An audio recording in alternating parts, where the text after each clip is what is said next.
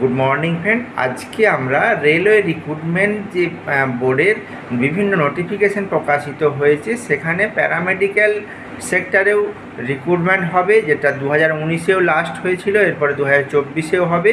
সেক্ষেত্রে কোন কোন ডিপার্টমেন্টে কতগুলি শূন্যপদ থাকবে, তো সেটা এই মুহূর্তে বলতে পারছি না, কারণ নোটিফিকেশান পাবলিশড এখনও হয়নি, খুব শীঘ্রই প্রকাশিত হবে।